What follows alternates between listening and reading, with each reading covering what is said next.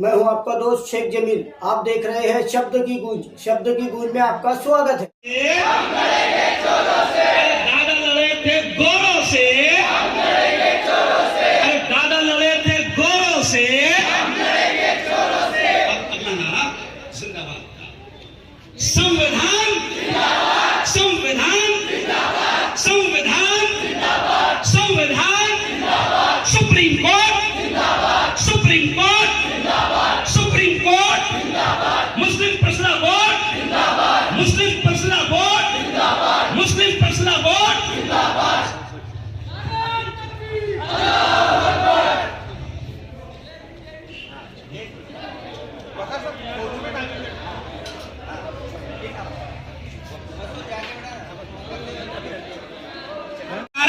कि पहले आप खुद जानो। अच्छा एक बात सुनो, अपना यकीन है कि पूरा निजाम किसके हाथ में है? अच्छा एक बात बताओ, नमरूद बड़ा बादशाह था ना? अरे बोलो बोलो। हाँ देखो, आपने बोलना सिर्फ गया। क्या बोलना? क्या बोलना? बहुत मजा आया। क्या बोलना? गया। नमरूद आया, गया। सद्दाद आया, गया। कारून आया, गया। फिरौन आया, गया। ये भी आया, जाएगा। बोलो इंशाल्लाह। वो भी आया, गया। अच्छा वो इतना होशियार है सर, पहले उसको बोलते रहे भाई बहनों हमारा क्या है, हम तो कभी भी झोला उठाए नहीं चल रहे। तो ये 5 साल पहले उसने बोल दिया है, उसको खुद मालूम है कि मेरे को जाना है।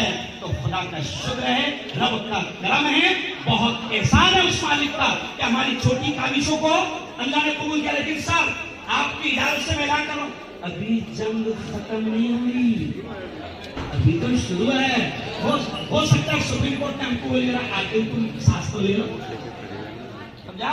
लड़ने के लिए आगे हमको तैयार रहना है। अल्लाह का शुक्र है कि इन्होंने बदमाशी की, बदमाशी के तहत वक्फ। सुनो एक बात, ये जो मस्जिद है ना, ये वक्फ है, ये कब्रिस्तान वक्फ है, ईदगाह वक्फ है, ये सारी चीजें। और वक्फ का मालिक कौन है? शरीयत का मसला सुन लो प्यारी बेटियों, वक्फ का मालिक कौन है? अल्लाह।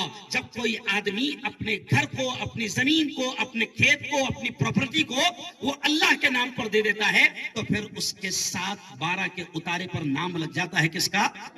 अल्लाह का। अब इन चोरों ने ट्रेनें बेच दिया, प्लेटफॉर्म बेच दिया, एयरपोर्ट, अरे बोलो ना बोलो, एयरपोर्ट बेच दिया। अब इन चोरों के पास बेचने को कुछ नहीं बचा था, इसलिए इनकी नापाक नजरें हमारे बाप दादा की वक्फ की जमीनों पर पड़ रही थी।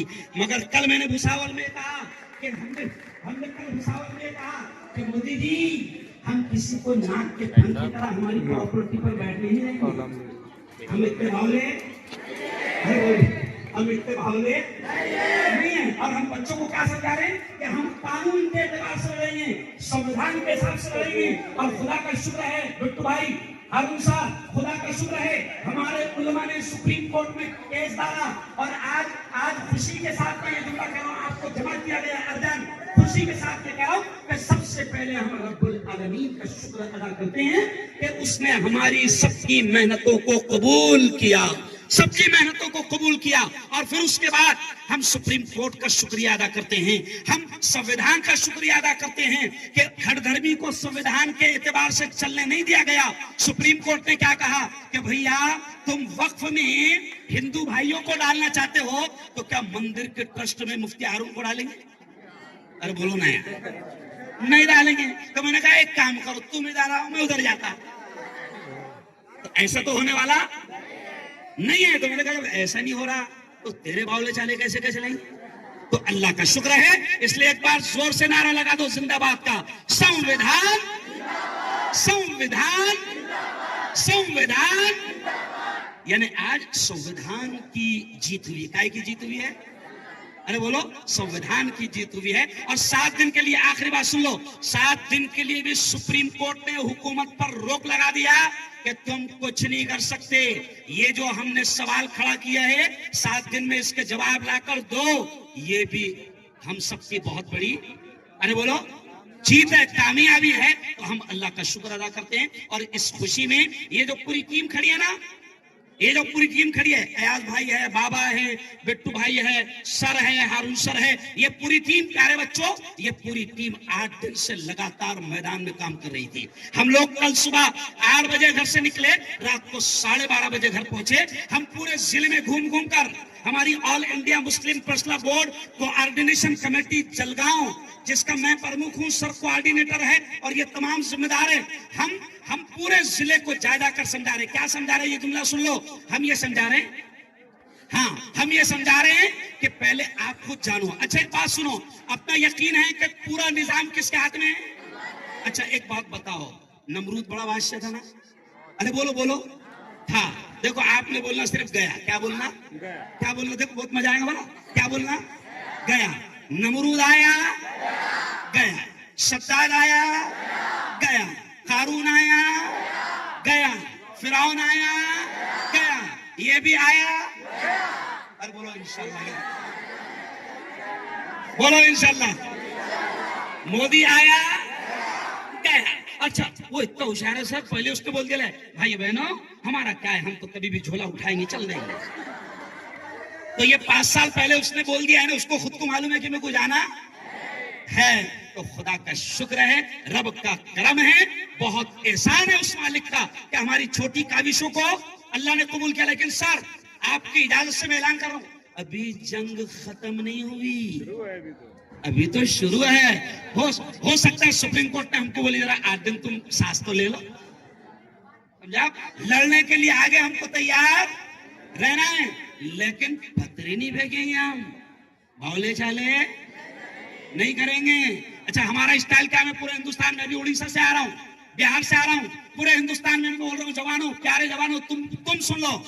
मैं बहुत खतरनाक बोला, 10 मिनट में दंगे करा देता मैं, इतना डेंजर है। लेकिन अभी नहीं, क्योंकि अभी 40 साल के ऊपर हो गया ना मैं, तो मेरे को भी अकल आ गए, समझ रहे हो? तो अब तुमको क्या करें जवानों, लोग तुमको उकसाएंगे, वर्गलाएंगे, रोड पर लाने की कोशिश करेंगे। कल भी मैंने उस हाल में क्या बोला सर, कि कभी कभी अपने बाजू वाला बहुत जोर से नारा लगा था, ऐसा लगता तुमको अपना है, लेकिन बाद में पता चलता तो भेजल था। तो अपनी सफ में ये भी देखना पड़ता कि कौन उधर से आयल है। अरे भाई हमारे बड़े क्या करें, अभी इत्मीनान से जंग शुरू करो। अब कुछ लोग आपको पहले दिन डायरेक्ट उतार डाल रहे मैदान में, पहले दिन ही चक्कर भिड़ गए तो 2.5 महीने में क्या होगा फिर? पहले दिन ही अपने ऊपर केस बन गए, पहले दिन ही अपने ऊपर केस बन गया, तो फिर आगे 2.5 महीने तक की परमिशन मिलेगी क्या? नहीं। तो हम जवानों को बोल रहे कि प्यारे बच्चों, हम कानून, संविधान, सेकुलर, जमहूरी तरीके से लड़ेंगे। और वक्त बड़ा, हमारे बड़ों ने इशारा किया रोड पर आ जाओ, रोड पर आएंगे। हमारे बड़ों ने इशारा किया जेल भरो आंदोलन करो, जेल भरो आंदोलन करेंगे, सारी कुर्बानियां देंगे, मगर हम अल्लाह की जमीन और अल्लाह की जायदाद को किसी चोर के हलक में जाने नहीं देंगे। कहो इंशाअल्लाह। हाँ तो बस यही पर बात खत्म करेंगे। अच्छा हमारा स्टाइल क्या है, पूरे हिंदुस्तान में, अभी उड़ीसा से आ रहा हूँ, बिहार से आ रहा हूँ, पूरे हिंदुस्तान में बोल रहा हूँ, जवानों, प्यारे जवानों, तुम सुन लो। मैं बहुत खतरनाक बोला, 10 मिनट में दंगे करा देता मैं, इतना डेंजर है। लेकिन अभी नहीं, क्योंकि अभी 40 साल के ऊपर हो गया ना मैं, तो रुपये करा गए, समझ आप? तो अब तुमको क्या करें जवानों, लोग तुमको उकसाएंगे, वर्गलाएंगे, रोड पर लाने की कोशिश करेंगे। कल भी मैंने उस हाल में क्या बोला सर, कि कभी कभी अपने बाजू वाला बहुत जोर से नारा लगा था, ऐसा लगता तुमको अपना है, लेकिन बाद में पता चलता तुमको भेजल था। तो अपनी सफ में ये भी देखना पड़ता कि कौन उधर से आएगा है।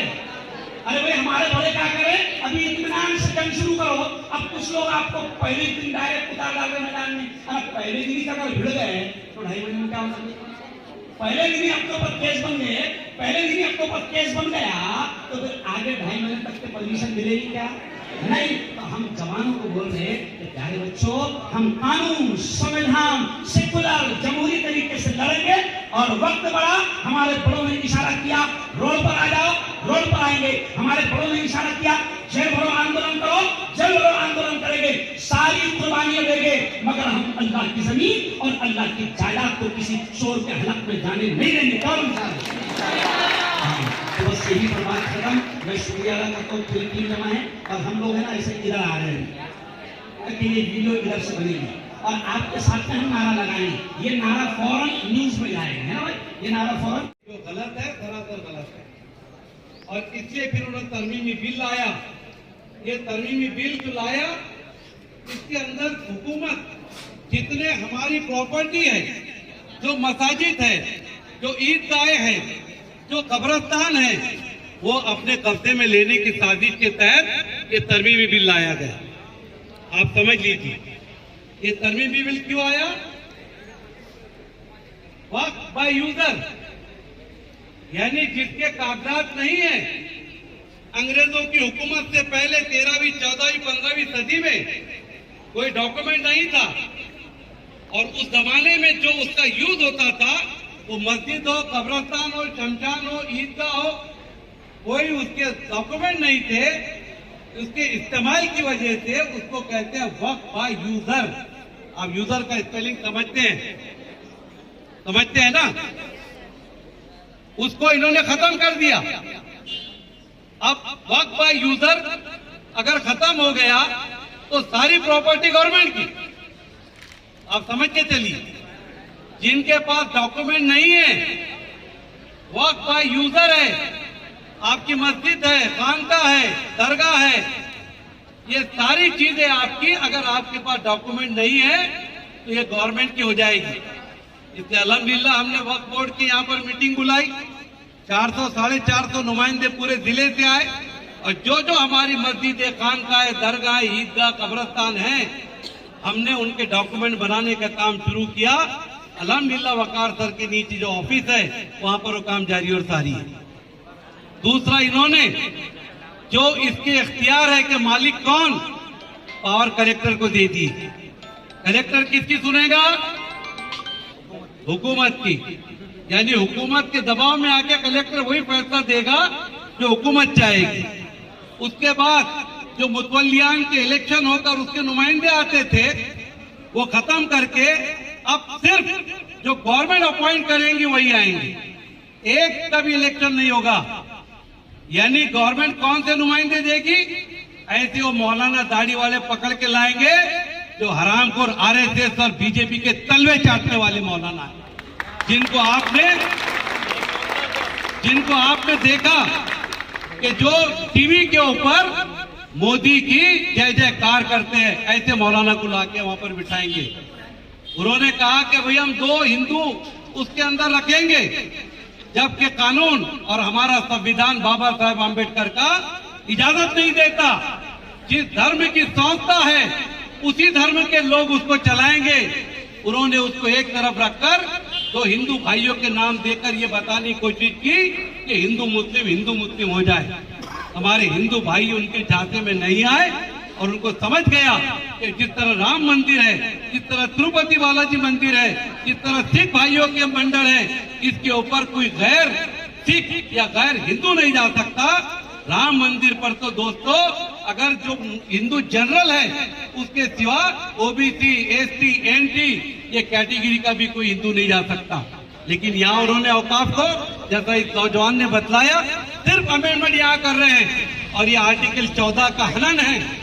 आर्टिकल 14 इस मुल्क के एक एक इंसान को बराबरी का हक देता है। आपको भी जीने का हक है, अपने अदारे चलाने का हक है।